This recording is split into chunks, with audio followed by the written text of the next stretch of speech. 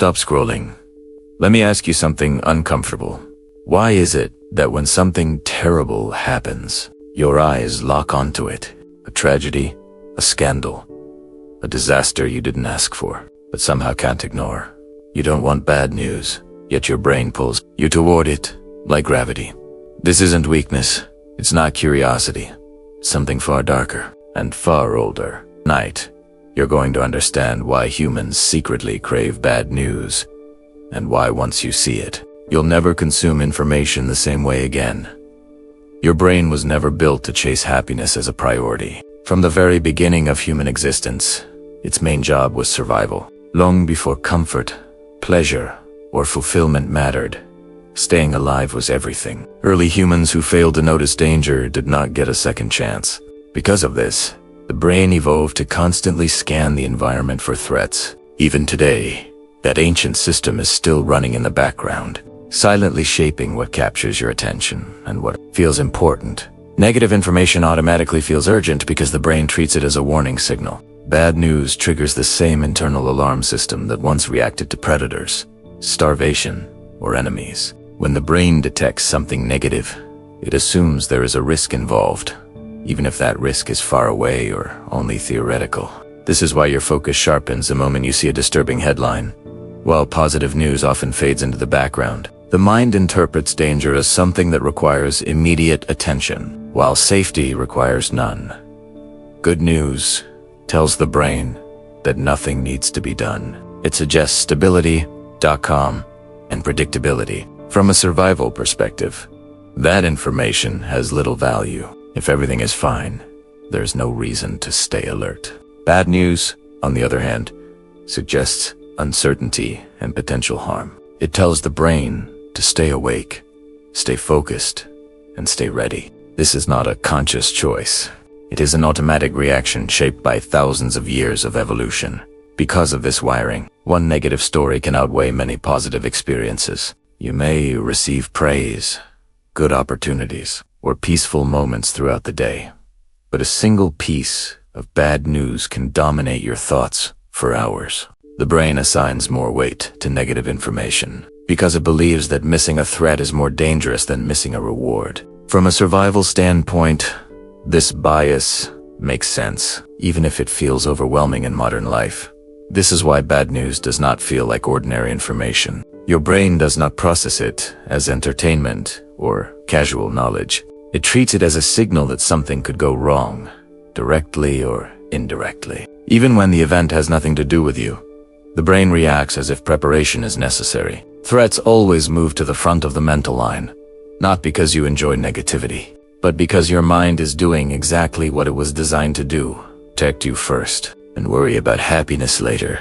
When something terrible happens to someone else, the human mind reacts in a way that feels confusing but deeply natural. Alongside shock or sympathy, there is often a quiet sense of relief, not because the event is acceptable or justified, but because it happened somewhere else, to someone else. In that moment, your brain performs a fast, unconscious comparison. It checks your own situation and concludes that you are still safe, still standing, still untouched. That contrast creates a subtle emotional release. This reaction is rooted in how the brain manages uncertainty. The world is unpredictable, and uncertainty makes the mind uncomfortable. When bad news appears, the brain quickly tries to reduce that discomfort by placing the danger at a distance. It categorizes the threat as external rather than immediate. By watching someone else experience loss, crises, or disaster, your mind draws a psychological boundary between their reality and yours. That boundary creates the feeling of control, even if nothing about your actual safety has changed. Bad news also gives the brain something it desperately wants.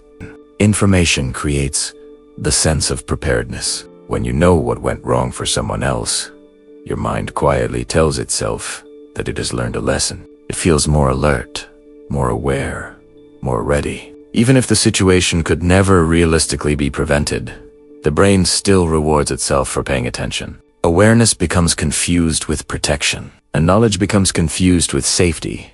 In chaotic times, this effect becomes stronger. When life feels unstable, the brain looks for anything that restores a sense of order. Bad news provides a narrative. Something happened.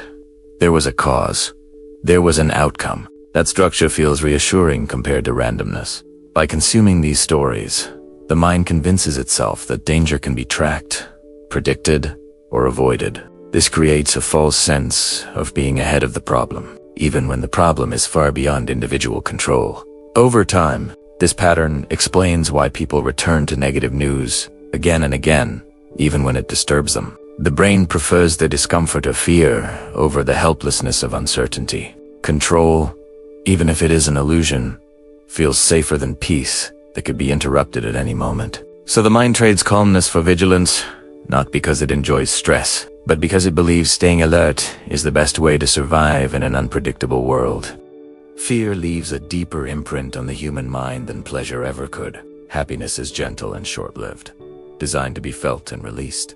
Fear is intense and persistent, designed to stay long enough to change behavior. From a psychological standpoint, the brain treats fear as urgent information that must not be forgotten. This is why joyful moments fade into memory, while frightening experiences replay again and again. The mind holds on to fear because, historically, remembering danger increased the chances of survival.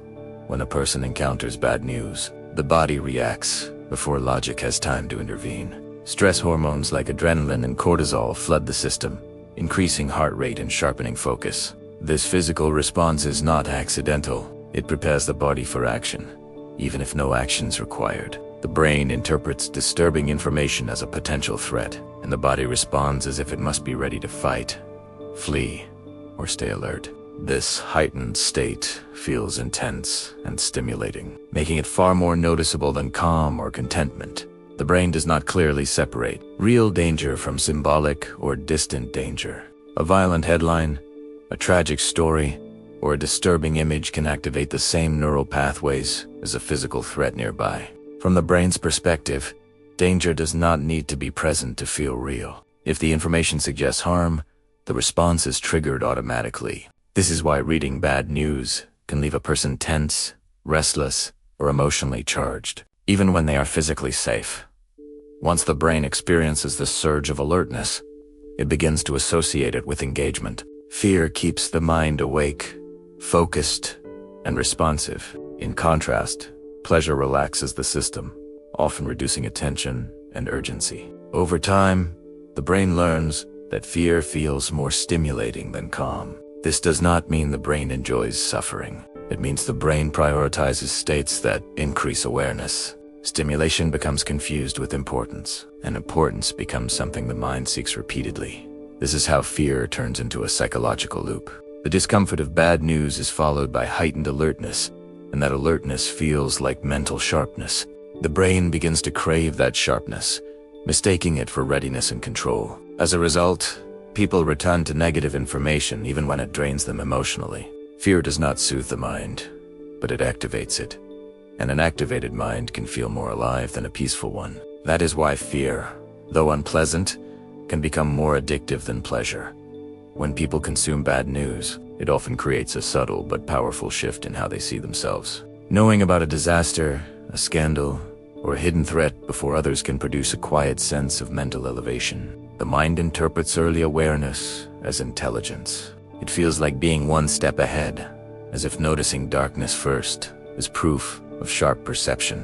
This reaction is not arrogance in the traditional sense. It is the brain rewarding itself for detecting what appears important or dangerous. Psychologically, humans associate knowledge with survival advantage. Throughout history, those who noticed warning signs early were more likely to avoid danger. Because of this, the brain links awareness of negative information with competence and wisdom. When you consume bad news, your mind sends a message to itself that you are observant, realistic, and not easily fooled. This internal validation feels especially strong when others seem unaware or uninterested. The contrast reinforces the idea that you see what others miss. Bad news also carries the feeling of exclusivity. Dark information often appears hidden, suppressed, or ignored, which makes it feel rare and valuable. The brain is naturally drawn to anything that feels forbidden or overlooked. When you believe you possess knowledge, others do not. Your sense of identity subtly shifts. You are no longer just a passive observer. You become someone who knows the truth. That perception alone can strengthen even if the information itself is distressing. This effect is amplified by comparison. Seeing others remain calm, optimistic, or indifferent can make the informed person feel more mature or realistic. The brain frames optimism as ignorance and caution as intelligence. In this mindset, positivity begins to look naive, while negativity looks wise. The more disturbing the information, the stronger this mental separation becomes. Darkness feels serious, and seriousness feels smart. Over time, the mind starts equating emotional heaviness with intellectual depth. Eventually, this creates a quiet dependency. The brain begins to seek bad news, not just for awareness, but for identity reinforcement. Feeling informed becomes part of how a person measures their intelligence and realism. The sense of being smarter, more awake, or less deceived can feel deeply satisfying, sometimes more satisfying than peace or joy. In this way, bad news feeds the ego without announcing itself, making negativity feel like proof of intelligence rather than a source of emotional weight. Human beings form emotional connections most quickly through shared pain. Joy is often personal and quiet, but suffering is loud and collective. When something tragic happens, people across different backgrounds feel the same emotions at the same time. Grief, anger, fear, and shock create an immediate emotional alignment. The brain recognizes this alignment as connection. It feels like standing in the same emotional space as others, even if you are physically alone. The brain is wired to seek belonging because isolation once meant danger.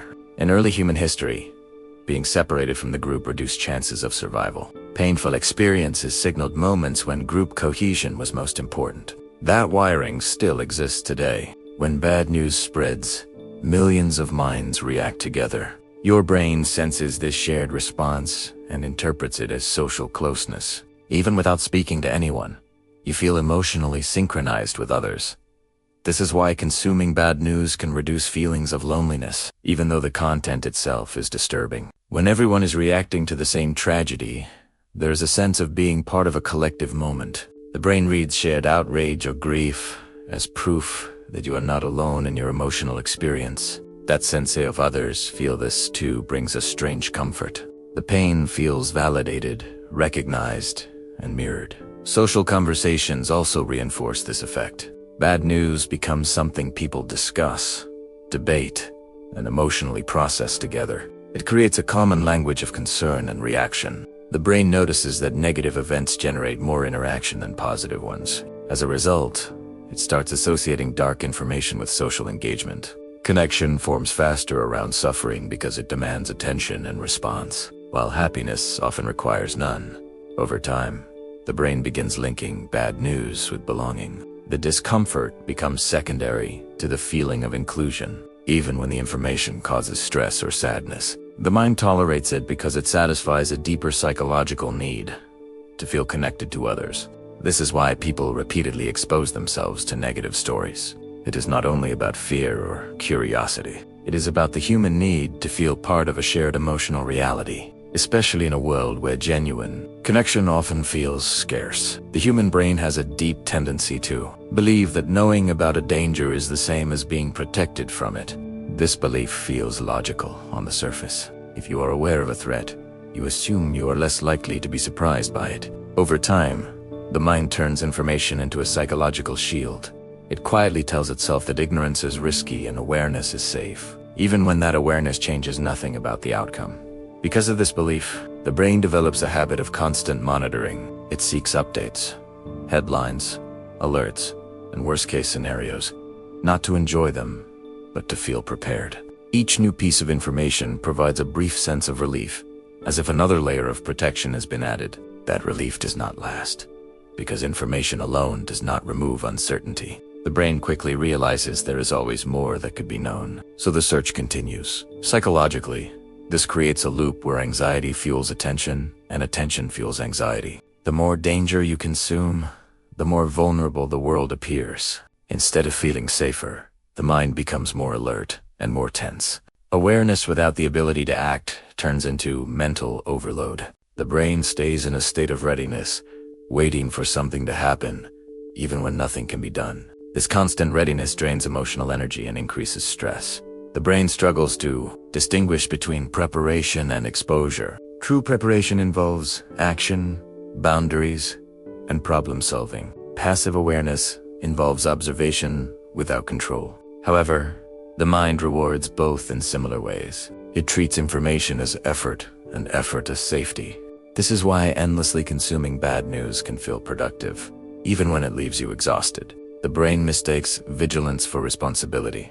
Over time, this pattern reshapes how reality feels. The world begins to appear more dangerous than it actually is, not because danger has increased, but because your attention never leaves it. The mind becomes trained to expect threats everywhere. The loop continues because the brain believes stopping would be irresponsible. In truth, constant awareness without action does not protect you. It only keeps the nervous system on edge, convincing you that safety is always just one more headline away. Bad news doesn't make you weak, it makes you human. But here's the truth most people never face. The world doesn't become darker because bad things increase. It becomes darker because your attention lives there. What you repeatedly consume doesn't just inform you, how you see reality. And over time, your mind starts believing darkness is the default state of existence. You don't love bad news because you enjoy pain. You love it because your brain believes, if I see the darkness first, it can't surprise me. But constant exposure doesn't protect you. It conditions you. So the real question isn't, why is the world so dark? It's, why does your attention keep feeding it? Because what you watch, repeated booms, what your mind believes is normal. And once darkness feels normal, peace starts to feel suspicious. Remember that.